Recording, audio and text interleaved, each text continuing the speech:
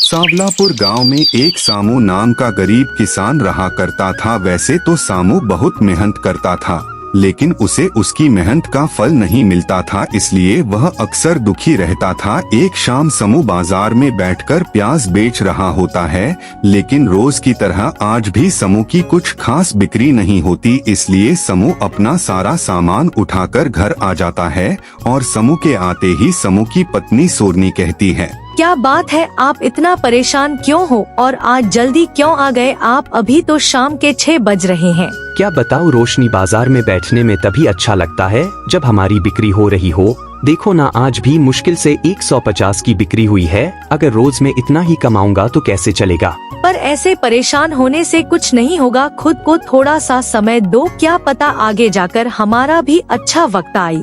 अरे रोशनी, ये सोचते सोचते धीरे धीरे समय तेजी से आगे बढ़ता जा रहा है और हमारे पास और भी तो जिम्मेदारियां हैं ना। अगर मेरे पास पैसे नहीं होंगे तो मैं कैसे करूँगा सब। अच्छा बाबा, ठीक है, अब आते ही ये सब मत सोचो, हाथ पैर धो और खाना खा लो। आज मैंने तुम्हारा मनपसंदीदा चावल और कड़ी साथ में प्याज के पकोड़े भी बनाए हैं, तुम्हें बहुत पसंद है ना। तो जल्दी से हाथ मुंह धोकर आओ, मैं खाना लगाती हूँ आपके लिए। अरे रोशनी, रहने दो, मुझे खाना खाने का बिल्कुल भी मन नहीं है। एक काम करो, तुम खाना खा लो, मैं जा रहा हूँ अपने कमरे में आराम करने। आपकी ये बात मुझे बिल्कुल भी पसंद नहीं आती है। देखो, जीवन में उतार चढ़ाव तो लगा ही रहता है और इसका मतलब ये नहीं है कि इंसान खाना खाना ही छोड़ दे। थोड़ी ही देर बाद रोशनी अपने पति को खाना दे देती है। खाना खाकर समू सो जाता है और अगली सुबह समू फिर से नहा धोकर अपने खेत में जाता है और खेत पहुंचकर समू अपने खेत में पानी का छिड़काव कर रहा होता है। तभी समू के खेत में एक भूखी प्यासी गरीब औरत आती है और समू को कहता है, अरे बेटा, क्या तुम्हारे पास खाने को कुछ है? मुझे बहुत भूख लग रही है, कई दिनों से मैंने कुछ नहीं खाया है। बेटा, भगवान के लिए मुझे कुछ खाने के लिए दे दो। अरे अम्मा, कौन हो तुम? आज तक तो मैंने कभी तुम्हें यहाँ नहीं देखा। अरे बेटा, मैं एक लाचार भिखारी हूँ, आज यहाँ हूँ तो कल कहीं, और अपना पेट भरने के लिए लोगों से खाना मांगती हूँ। तो बस घूमते घूमते मैं आज यहाँ आ गई और मुझे बहुत जोर से भूख लग रही है। तुम्हारे पास अगर मुझे कुछ देने के लिए है तो दे दो, भगवान तुम्हारा भला करेगा।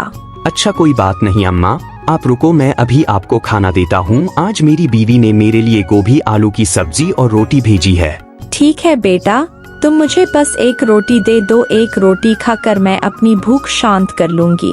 अच्छा अम्मा, आप यहाँ छाव में बैठ जाओ, मैं अभी खाना लेकर आता हूँ। रोशनी ने समू के लिए जो खाना पैक किया था, समू वही खाना उस गरीब औरत को दे देता है। वो गरीब औरत बहुत भूखी थी, इसलिए वो धीरे धीरे करके समू का सारा खाना खा जाती है। ये देखकर समू मन ही मन बहुत खुश होता है। चलो अच्छा है, आज मेरी वजह से किसी की भूख शांत हुई, वरना मैं तो किसी काम का ही नहीं हूँ। जब से हमारी शादी हुई है तब से मैंने एक बार भी रोशनी को खुश होने का मौका ही नहीं दिया। बेचारी गरीबी में जैसे तैसे मेरे साथ गुजारा कर रही है। अरे बेटा, खाना तो बहुत स्वादिष्ट था, पर मुझे माफ करना, मैंने एक रोटी कहकर सारी रोटी खा ली। कोई बात नहीं अम्मा, इंसान को जितनी भूख होती है वह उतना ही तो खाता है, और मेरा क्या है, मेरा घर पास में ही है, मैं घर जाकर भी खाना खा लूंगा। बेटा, तुम बहुत अच्छे हो, भगवान करे तुम्हारी सभी मनोकामनाएं पूरी हो और तुम्हारे इस खेत में जितनी भी प्याज है सब जादुई हो जाए, तुम्हारी काया एकदम से पलट जाए। बेटा, समू उस औरत की बात सुनकर हंसने लगता है। थोड़ी ही देर में वो औरत वहाँ से चली जाती है और उस औरत के जाने के बाद समू फिर से अपने खेत से प्याज को निकालकर साफ करके बाजार में बेचने के लिए चला जाता है और बाजार जाते ही 5-6 ग्राहक समू के पास आते हैं। अरे भाई साहब, प्याज कैसे दिए? 90 रुपए किलो प्याज है। भाई साहब बताइए कितना कर दूं आपके लिए? 2 किलो प्याज कर दो भाई साहब, प्याज तो बड़े अच्छे लग रहे हैं आपके। समू खुशी खुशी अपने ग्राहकों को प्याज दे देता है। धीरे धीरे करके समू के पास बहुत सारे ग्राहक आने लगते हैं। ये देखकर पास में ही बैठा अमित, जो कि समू की तरह ही प्याज बेच रहा था, वो सोच में पड़ जाता है और बोलता है, अरे ये क्या, आज तो मेरे पास एक भी ग्राहक नहीं आया, सारे के सारे ग्राहक इस समूह से ही प्याज खरीद रहे हैं।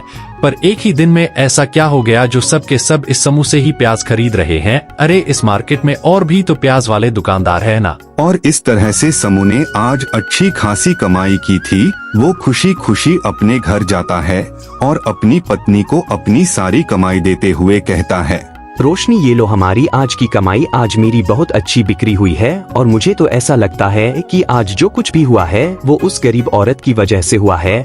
कभी कभी तो लगता है कि वो औरत कोई आम औरत नहीं बल्कि किसी देवी का रूप हो।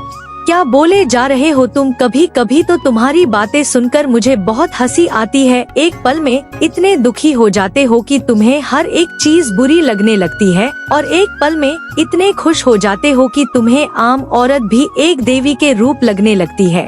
अरे रोशनी, तुम्हें क्या लगता है कि मैं जो कुछ बोल रहा हूँ वो ऐसे ही बोल रहा हूँ? अरे सच में आज जब मैं अपने खेत में पानी का छिड़काव कर रहा था तभी वहाँ पर एक गरीब औरत आई थी। उसे बहुत तेज भूख लगी थी तो मैंने उसे अपने हिस्से का खाना दे दिया था। बेचारी पेट भरकर खाना खाई और जाते जाते मुझे खूब सारा आशीर्वाद दिया और कहा कि मेरे खेत में जितने भी प्याज है सब के सब जादू ही हो जाए। अच्छा तो ये बात है। चलो वैसे तो मुझे इन सब पर बिल्कुल भी विश्वास नहीं है, पर वो भली और जो भी थी भगवान उसका भला करे।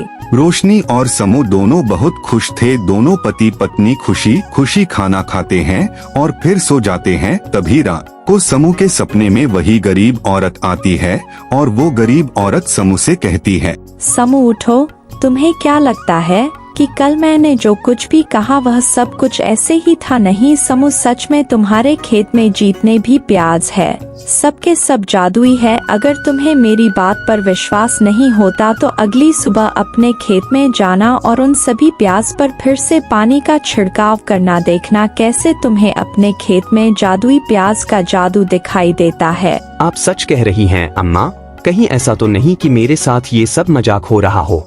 नहीं समूह, ऐसा कुछ भी नहीं है। अगली सुबह तुम्हें अपने आप जादुई प्याज का चमत्कार दिखेगा। अगर ऐसा है तो मैं सच में चाहता हूँ कि मेरे साथ कुछ चमत्कार हो, क्योंकि मैं बहुत परेशान हूँ। सुबह से लेकर शाम तक बाजार में बैठा रहता हूँ लेकिन मेरी बिल्कुल भी अच्छी बिक्री नहीं होती। आखिर ऐसे कैसे चलेगा अम्मा?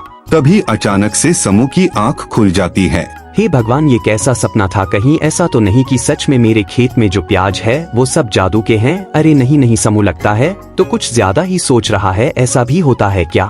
अरे क्या हो गया तुम्हें? क्यों आंधी रात को बड़बड़ा रहे हो? कम से कम रात के वक्त तो चैन से सो जाओ और इस वक्त अपने खेत और प्याज के बारे में सोचना बंद कर दो।